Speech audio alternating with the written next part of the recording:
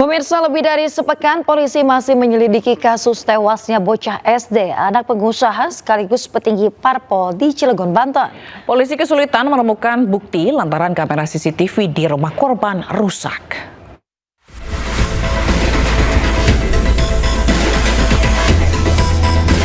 Polisi masih selidiki kasus tewasnya anak pengusaha sekaligus petinggi parpol di Cilegon, Banten. Rumah mewah yang menjadi lokasi kejadian masih dipasangi garis polisi dan tak bisa dimasuki orang sembarangan. Sementara keluarga korban terpaksa mengisi rumah lain. Kasat Reskrim Polres Cilegon AKP Yoga Tama mengatakan upaya penyelidikan alami sejumlah kendala. Di antaranya CCTV kamera yang telah rusak selama 2 tahun serta banyaknya jejak yang hilang saat olah TKP. Polisi juga perluas penyelidikan dan jumlah saksi yang diperiksa bertambah menjadi 18 orang. Untuk perkembangan sekarang, adanya pertambahan saksi yang kita periksa dan awalnya di 8. Sekarang total saksi yang kita periksa ada 18 orang, baik dari pihak keluarga maupun non-keluarga. Kendalanya di mana sih, Bang? Kendala yang menjadi kendala oleh kita adalah di rumah itu CCTV aktif terakhir itu tahun 2023. Itu sudah kita tanyakan kepada pemilik rumah, lalu tidak adanya security yang berjaga 24 jam di lokasi rumah tersebut.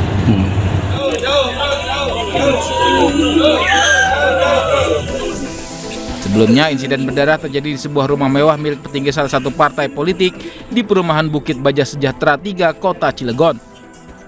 Seorang bocah 9 tahun yang merupakan anak pemilik rumah ditemukan meninggal secara mengenaskan. Ada dugaan korban dibunuh karena di jasadnya ditemukan penuh luka. Satreskrim Polres Cilegon melakukan olah TKP untuk selidiki sebab kematian korban. Dari Cilegon, Banten, Iskandar Nasution, iNews melaporkan. Usia menanti 1 bulan, jenazah Yasmiati, pekerja migran Indonesia, korban kebakaran apartemen di Hong Kong, akhirnya dipulangkan ke kampung halaman di Grobogan, Jawa Tengah. Ya, almarhumah meninggalkan 2 anak yang masih kecil.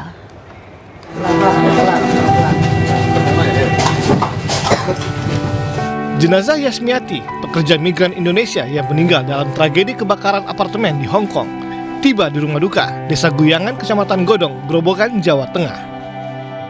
Peti jenazah Yasmiati sempat dibuka dan satu persatu keluarga mendekat untuk melihat wajah tulang punggung keluarga ini untuk yang terakhir kalinya.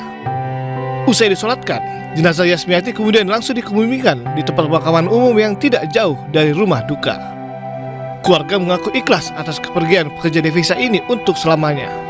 Almarhumah meninggalkan seorang suami dan 2 anak yang masih kecil. Yasmiati diketahui bekerja di Hong Kong sejak 2,5 tahun lalu melalui penyalur resmi. Semoga, terima kasih untuk semuanya. Kita keluarga gak bisa ucapin terima kasih ya, bisanya cuma terima kasih lah.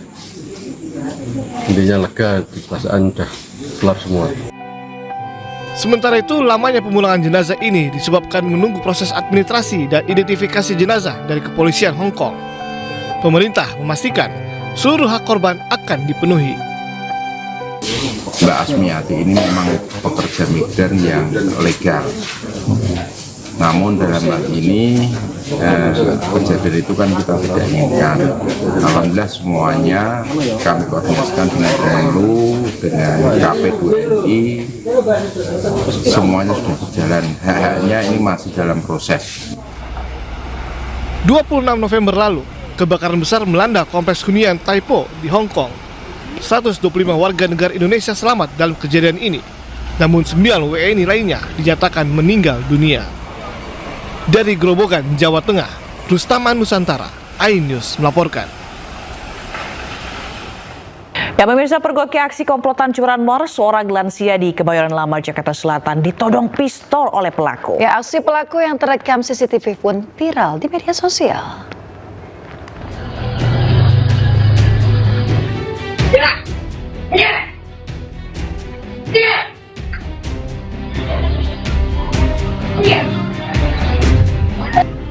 Dua pelaku pencurian kendaraan bermotor di Jalan Rohimin, Grogol Utara, Kebayoran Lama, Jakarta Selatan dipergoki seorang lansia dan terekam CCTV. Namun upaya lansia untuk menggagalkan aksi pencurian tak berhasil lantaran salah satu pelaku menodongkan pistol ke arahnya.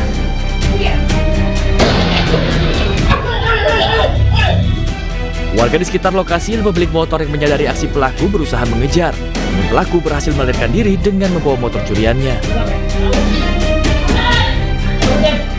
Maling dikejar sama adik saya, nggak kekejar, tapi pas sampai di Jalan Rohimin, pada saat mau keluar arteri, ada bapak-bapak lagi bikin polisi tidur, langsung ngeluarin senjata, minggir gitu. Oh, tapi udah sempet lepasin tembak? Oh enggak, kalau untuk lepasin tembakan enggak, kayaknya cuma hanya nakutin kali nodongin ya gitu.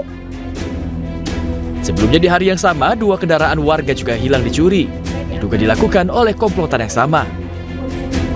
Atas kejadian ini, korban telah melaporkan peristiwa ini ke Polsek Kebayoran Lama. Dari Jakarta, Helmi Sajambati, A-News melaporkan.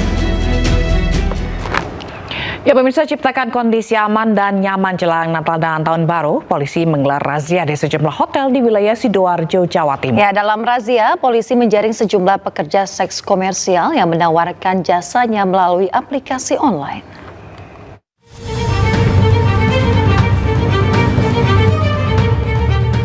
Upaya menciptakan situasi aman dan damai jelang perayaan Natal dan Tahun Baru, pihak kepolisian Polresta Sidoarjo agresif melakukan razia prostitusi secara online dan praktik asusila di hotel dan penginapan di kota Sidoarjo. Sejumlah hotel yang ditengarai sebagai tempat praktek prostitusi menjadi sasaran utama dalam razia yang digelar Unit Perlindungan Perempuan dan Anak bersama Unit Resmob dan Pidana Umum Satreskrim Polresta Sidoarjo. Bekerja sama dengan pihak pengelola hotel, dalam razia yang berlangsung Rabu dini hari itu, polisi berhasil menangkap sejumlah pekerja seks komersial yang menawarkan jasa seks di sejumlah kamar hotel. Tidak sedikit di antara PSK online tampak bingung saat polisi menggeledah isi kamar hotel yang mereka huni. Sejumlah alat kontrasepsi dan alat seks lainnya ditemukan petugas di dalam kamar hotel. Untuk ingin menciptakan wilayah Sidoarjo aman dan nyaman menjelang Natal dan Tahun Baru, maka kita melakukan razia-razia ke hotel-hotel yang ada di wilayah Sidoarjo. Itu prostitusi online di hotel-hotel yang ada di wilayah Sidoarjo. Ya, kemudian tindak lanjutnya ini dibawa ke Polres, dibina atau bagaimana, Bu? Untuk tindak lanjutnya kita lakukan untuk wawancara, memastikan apakah benar dia prostitusinya lewat online. Dalam razia, polisi telah menangkap lebih dari 5 PSK dan sejumlah pria hidung belang yang ditemukan petugas berada di dalam kamar hotel bersama PSK. Semuanya langsung didata dan diberi pembinaan di Mapolresta Sidoarjo. Dari Sidoarjo, Jawa Timur, Pramono Putra, A-News melaporkan. Sementara itu pemirsa, tempat hiburan malam di Kota Medan, Sumatera Utara disegel polisi usai operasi narkoba jelang Natal dan Tahun Baru.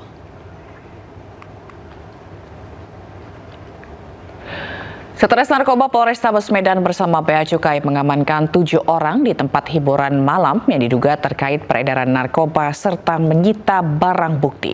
Operasi ini merupakan bagian dari cipta kondisi jelang Natal dan Tahun Baru. Pihak manajemen membenarkan adanya penangkapan namun menyatakan tidak terlibat dalam praktik peredaran narkoba. Manajemen juga menyebut telah menempuh langkah hukum terkait penyegelan area usaha.